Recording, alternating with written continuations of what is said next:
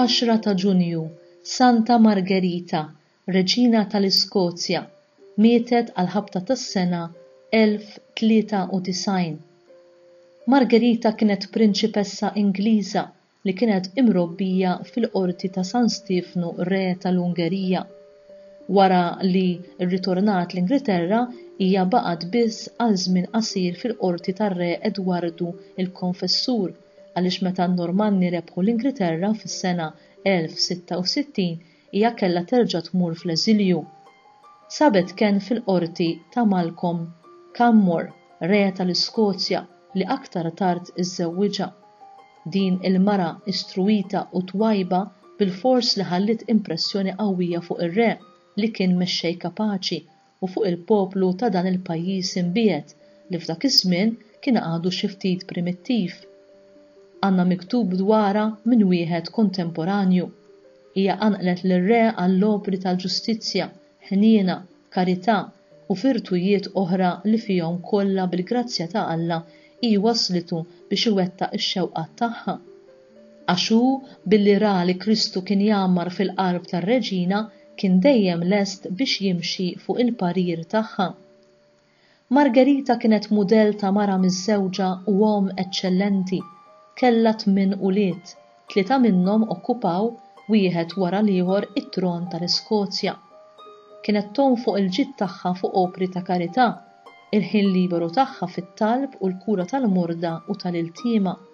Il-prudenza u l-viżjoni tagħha bħala mara li tara fil-bogħod ġiebu l-introduzzjoni ta' kultura avvanzata barranija u ta' drawwiet Rumani fis-saltna tagħha, mingħajr iżda ma ġibu magħhom nuqqas taqbil jew skuntentizza. Santa Margherita Reġina mietet fl-10 ta' Ġunju tas-sena 1093, 4 ijiem biss wara żewġa. It-tnejn kienu midfunin fil-Knisja tal-Abbazija ta' Dunfermline fil-Majestral ta' Edinburgh li huma kienu waqfu. Kienet ikkanonizzata fis-sena 1250 u fis-sena 1673 Clement 10 iddikjara patruna tal-Iskozja.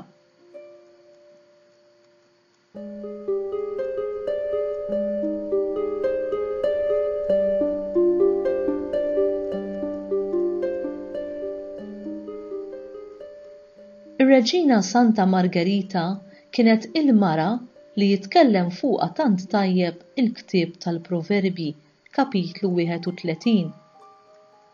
Mara taħila min isiba, tiswa ħafna aktar mill-ġawar, fuqha tistrieħ qalb żewġa u dan żgur ikunlu ta' ġid. Risq tajjeb iġġiblu u mhux ħażin il-jum kollu ta' ħajjitha. Tħażżem ġenbejha bil-qawwa u s-saħħaħ għax-xogħol dirajja. Tara r-riżq tax-xogħol tagħha, lanqas bil-lejl ma titfi l-mużbieħ tagħha. Tiftaħ mal-fqir idejha, tmitt ida lejl imsejken, żewġa magħruf bieb il-belt meta joqgħod mal-kbarat tal-pajjiż. Tilbes bil-ġieħ u l-qawwa, tħares daħkana lejn il-ġejjieni, kliem l-erf għandha fuq fomma, kliem it-tieba fuq il-siena, ħsieba fit-tmexxija ta' dara, minn ħobs las ma tikol qatt, u lieda jqumu u ħinja jsejħula u żewġa wkoll ifaħħarha u jgħidilha ħafna nisa u rewħila kbira imma int il-koll għaddejthom. Qarriqa l-ħlewwa tal-mara fiera żbuħita, mara li tibża mill-mulej ta' min ifaħħarha. Għatuha mill-frott ta' xogħol idejha, ħajfaħruha f'bibien il-belt l-emejjel tagħha. Margherita kienet ir-Reġina li għexet b'qalb u b'fidi kbira, dak li jgħidilna Kristu f'kapitlu 25 ta' San Mattew. Imbagħad is-Sultan jgħid lil dawk ta' fuq il-lemin tiegħu: Ejjew imberkin minn missieri, ħudu b'wirt tagħkom is-saltna li tħejjiet għalikom sa mill-ħolqien tad-dinja. Għax jien kont bil-ġuħ u tmajtuni, kont bil-għaġġ u sqejtuni, kont barrani u lqajtuni, kont eri u libbistuni, kont marit u ġejtu tarawni, kont fil-ħabs u ġejtu żuruni. Imbagħad iweġbuh il-ġusti mulej jgħidulu: Meta rajnik bil-ġuħ u tmajnik jew bil-għaġġ u sqejnik? Meta rajnik barrani u l-qajnik jew qeri u libbisnik. Meta rajnik marit jew fil-ħabs u ġejna nżuruk. U s-sultan iweġibhom u jgħid: tassew ngħidilkom kull ma għamiltu ma' wieħed mill-iżgħar fost dawn ħuti għamiltuh miegħi. Dan il-kliem ifakkarna fil-weda li jagħmel Ġesu lil dawk kollha li jħennu minn qalbhom għall proxmu tagħhom, bħalma ħennet din ir-reġina f'ħajjitha. Ħenjin dawk li jħennu għax huma jsibu ħniena, Mattew kapitlu 5 vers 7. Il-karità kbira li wettqet f'ħajjitha man-nies ta' pajjiżha tant li qiegħda x-xellugija ma kinitx taf x'qed tagħmel dik il-leminija tat il-frott tagħha bid-der. Kienet il-mara li fetħet idejha beraħ mal-fqir kif ifakkarna il-ktieb tal-Proverbi.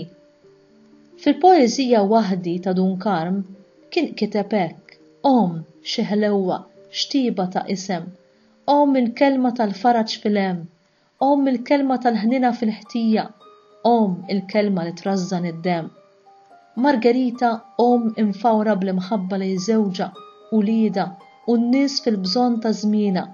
Margherita li resqet lill-familja tagħha lejn Ġesu. Margherita li bl-għaqal tagħha għenet lil żewġa ir-re biex imexxi s-saltna bil-ġustizzja, bil-prudenza u bil-virtujiet insara bħala il-pedament. U inti, Alla u n-nies li jafuk, xi jsibu xi jfaħru fik?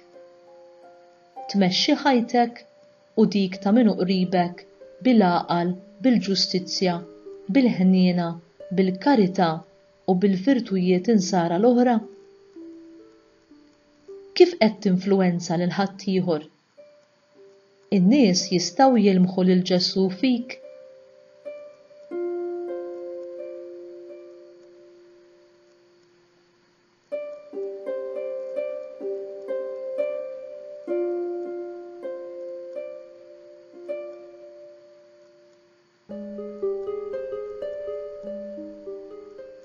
Talba.